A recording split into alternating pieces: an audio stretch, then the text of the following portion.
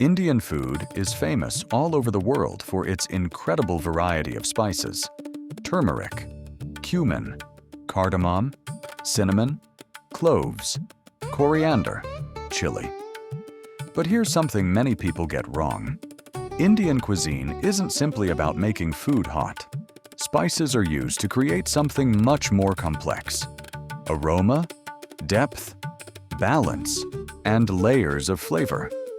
And the story behind them is almost as fascinating as the food itself. When people say Indian food, they often imagine one giant cuisine. But India is enormous, and its food traditions are incredibly diverse. The food of Punjab in the north can look completely different from the cuisine of Kerala in the south. Bengal has its own traditions. Rajasthan has its own. Goa has its own. Climate, geography, religion, trade, and local ingredients have shaped each region for centuries. So there isn't really one Indian cuisine.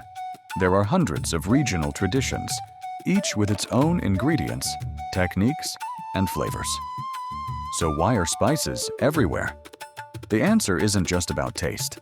Spices can add warmth, sweetness, bitterness, freshness, earthiness, and aroma. Take cumin. It has a warm, earthy character. Coriander seeds bring a lighter, almost citrus-like aroma. Cardamom adds something sweet and floral. Turmeric gives food its familiar golden color, along with an earthy flavor.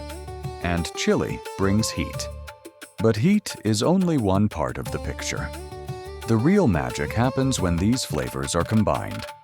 Here's where Indian cooking gets particularly interesting. It's not only about which spices you use, it's also about when you use them. In many Indian dishes, whole spices are added to hot oil or ghee at the beginning of cooking. This technique is often known as tempering, or tadka.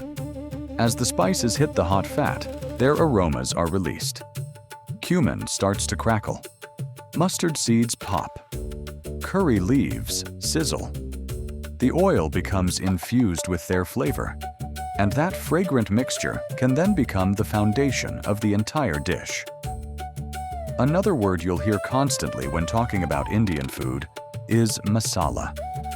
Masala simply means a mixture of spices, but there isn't one universal masala. A cook might make a dry spice blend. Another might create a wet paste with ginger, garlic, onions, or chilies. Garam masala, for example, can contain spices such as cardamom, cinnamon, cloves, cumin, and black pepper. And every family, region, and cook can have their own version. That's one reason two dishes with the same name can taste completely different. Geography changes everything. In northern India, wheat is an important part of the diet, which is why you'll find breads such as naan, roti, and paratha. The region is also famous for dishes such as butter chicken, koli, and many rich, slow-cooked preparations. Travel south, and rice becomes much more important.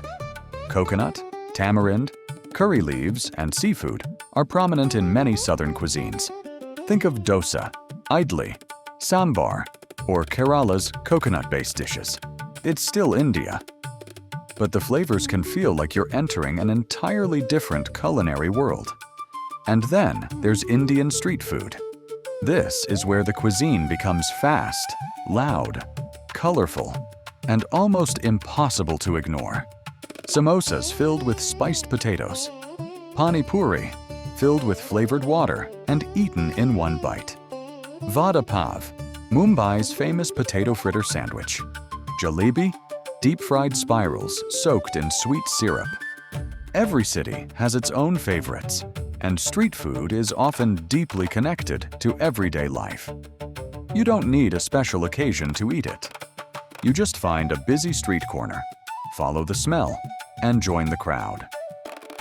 Another important part of Indian food culture is vegetarian cooking.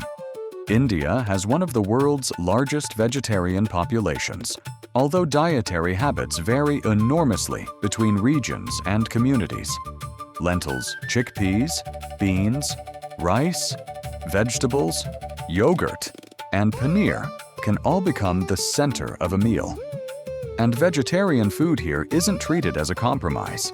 It can be rich, complex, spicy, creamy, smoky, and incredibly satisfying. A simple bowl of dal can contain layers of flavor built from nothing more than lentils, spices, aromatics, and thyme. Maybe that's what makes Indian food so fascinating. It's not one flavor. It's not one cooking style. And it's definitely not just about chili. It's a huge collection of traditions shaped by geography, history, religion, trade, and generations of cooks. From a simple bowl of dal to a complex biryani, every dish tells a small part of that story. And perhaps the best way to understand India is not to try to define its cuisine as one thing. This is Food Awesome, more than just food.